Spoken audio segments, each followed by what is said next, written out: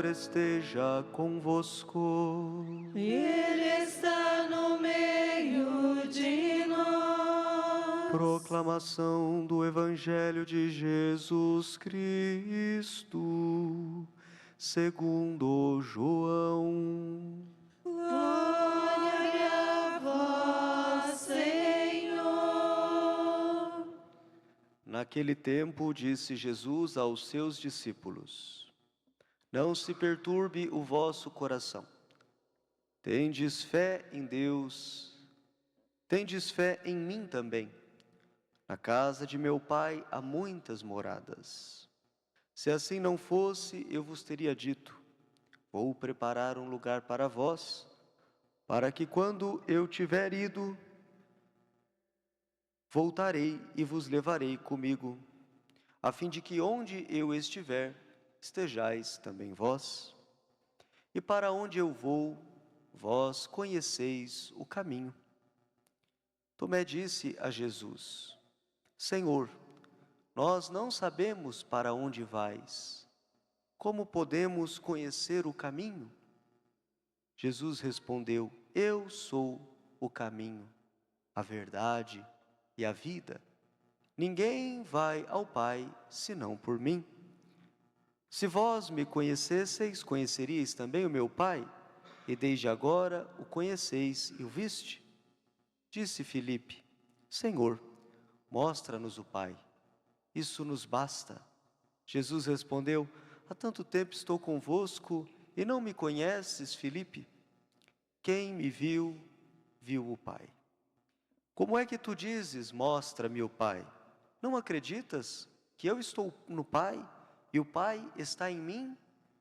As palavras que eu vos digo, não as digo por mim mesmo, mas é o Pai que, permanecendo em mim, realiza as suas obras. Acreditai-me, eu estou no Pai e o Pai está em mim. E em verdade vos digo, quem acredita em mim fará as obras que eu faço e fará ainda maiores do que estas, pois eu vou para o Pai. Palavra da salvação. Glória a vós, Senhor. Meus queridos irmãos e irmãs, vivendo este quinto domingo da Páscoa, desponta diante de nós este belíssimo discurso de Jesus que precede o acontecimento da sua paixão, da sua morte e da sua ressurreição. Ainda estamos no contexto dos discursos que antecedem a própria ceia do Senhor. E este capítulo 14 de São João pode ser definido como parte do testamento de Jesus. Os seus ensinamentos derradeiros. Aquilo que Jesus falou para sintetizar tudo aquilo que ele já havia falado e ensinado, mas que ainda havia o risco dos discípulos estarem desatentos, tanto quanto neste próprio discurso. A liturgia vai voltando, fazendo um caminho retroativo da morte de Jesus, volta para os seus discursos últimos, porque a experiência da igreja é a mesma dos discípulos. Os discípulos, antes da Páscoa, ainda eram incapazes de compreender tudo que o Senhor lhes havia ensinado. E depois da Páscoa, São Lucas diz isso para nós na narração dos discípulos de Emaús, que o Cristo ressuscitado abriu a inteligência dos discípulos para que entendessem aquilo que estavam ainda indispostos ou que eram incapazes de entender durante a experiência corriqueira com Jesus. A igreja faz a mesma coisa. Nós celebramos o mistério pascal e vamos olhando para aquilo que Jesus ensinou, para que entendamos o que este mistério ilumina a nossa vida. Na oração da coleta desta missa, nós pedimos a Deus duas coisas: que Deus, através do seu Espírito, nos desse a fortaleza para que nós realizássemos boas obras e chegássemos à vida eterna. E é justamente isso. O mistério pascal de Jesus Cristo vai nos iluminando. Quando Ele se mostra o caminho para nós, o caminho pelo qual nós podemos percorrer a trilha da santidade, a verdade que esclarece a nossa consciência para que nunca percamos de vista que é este o caminho que devemos seguir, a vida que Ele vai transmitindo a nós pelo seu mistério pascal, que nos lança para a vida maior, que é a vida eterna. Quando Jesus se revela assim para nós, nós encontramos o sentido da nossa caminhada e o que está escuro se ilumina. Neste Evangelho, nós temos um inquieto que quer entender: Senhor, nós não sabemos para onde vais, como podemos conhecer o caminho? Quem é este inquieto? Temos dois inquietos, mas o primeiro inquieto, Tomé. Tomé é sempre o questionador, passou pela tradição como o incrédulo. Jesus estava falando: credes em Deus, tenham fé, tendes fé em mim também, existe a casa do meu Pai, existe algo que vocês devem ansiar, mais que os palácios deste mundo, mais que as benesses de uma vida longa, tudo aquilo que era critério de bênção no Antigo Testamento, a prosperidade, a vida longa, a saúde, a descendência. Tendes fé em Deus, existe a casa do meu Pai.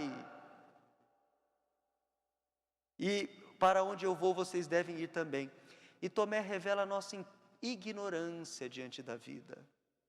Nós temos um limite humano. Nós somos incapazes de conhecer, de sondar os mistérios de Deus. E o que conhecemos é aquilo que Ele nos revela. Que Deus não se esconde de nós. Então Tomé é um na multidão de homens e mulheres que são questionadores e têm tantas dúvidas. Quantos de nós olhamos para essa vida e às vezes nos colocamos num profundo questionamento: o porquê estamos aqui? Para onde caminhamos? Onde termina tudo isto?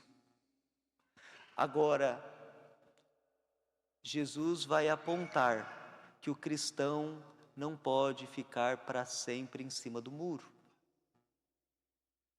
Existem pessoas que são como Filipe, que há tanto tempo estão com o Senhor, que há tanto tempo estão no caminho e ainda não conhecem Jesus. Nós escutamos da boca de católicos às vezes assim: morreu, acabou, a vida é nesse mundo, o inferno é aqui mesmo. Depois daqui não tem mais nada. Ninguém voltou para dizer como é que é, acabou. Nós escutamos. São como Filipe, estão no caminho, mas não sabem nada de Jesus. E São Paulo já dizia, nós escutávamos isso na palavra no início deste tempo pascal: se não é a nossa esperança na vida póstuma, na vida eterna, que quando fechamos os olhos para este mundo, não termina, mas se prolonga uma vida maior, a vida eterna, vã é a nossa esperança. Nós ficamos com as migalhas da fé, achar que a fé é simplesmente um pouquinho de favor de Deus para os 70, 80, 90 anos que vivemos neste mundo. Quem chegar até lá, a promessa de Deus é a vida eterna. Por isso que quando Tomé manifesta a nossa dúvida, porque de fato temos dúvida, Jesus nos vem dizer: eu sou o caminho, eu morri, eu ressuscitei para dar-vos uma esperança que não se limita a este mundo e que não termina com a morte. Olhar para Jesus é encontrar o caminho. Olhar para Jesus é ter a resposta das nossas dúvidas. E é por isso que, de modo acertado, nos ensinou o documento do Concílio Vaticano II: no mistério de Cristo se revela o mistério do homem. Quando nós olhamos para Jesus Ele responde aquilo que seríamos incapazes de responder por nós mesmos. O que estamos fazendo neste mundo? Conhecendo a Deus para produzir boas obras. Para onde iremos? Para a vida eterna. É isto. Agora, a segunda leitura dizia para nós: quem crê encontrou a pedra angular, o sustentáculo da sua vida. E é isso que aconteceu com os santos. Santa Teresinha do Menino Jesus, que dizia: não morro, com 24 anos acometida por uma tuberculose, que a macerou fisicamente. Ela dizia: não morro, entro na vida. Qual é a esperança que sustentou a luta, que manteve a fé, mesmo na contrariedade de Santa Teresinha? Foi esta certeza da vida eterna. Ou São Francisco de Assis, antes de Santa Teresinha, vou fazer o caminho retroativo, que São Francisco que compôs aquela oração tão bonita: é morrendo que se vive. Sem uma perspectiva de eternidade, de ressurreição, isto parece incoerente. É morrendo que se vive. Há uma vida germinando em nós, que é a vida eterna, que começa com a ressurreição de Jesus. E São Paulo, que disse: quem nos separará do amor de Cristo? Tribulação, espada, perigo, morte? Nada nos separará do amor de Cristo. Em tudo isso, somos mais que vencedores, graças à vitória pascal de Jesus. Então, como eu dizia, esta é a pedra angular, o sustentáculo da nossa esperança. Mas para aquele que não crê, dizia a segunda leitura, se torna pedra de tropeço. Muitos se perdem no caminho, tropeçam e caem, porque, como Filipe, estão no caminho, mas não conhecem o Pai. Não é a quantidade de anos que estamos na igreja, porque às vezes nós estamos há tantos anos, desde que nascemos, e não conhecemos nada de Jesus. Estamos tropeçando no caminho. Mas é possível hoje deixar a sua palavra penetrar os nossos sentimentos, os nossos pensamentos, as nossas esperanças, para que de fato, como escreveu o Papa Bento XVI, este Jesus, caminho e verdade e vida, vá se tornando o tema do nosso pensar, o assunto do nosso falar, a razão do nosso viver.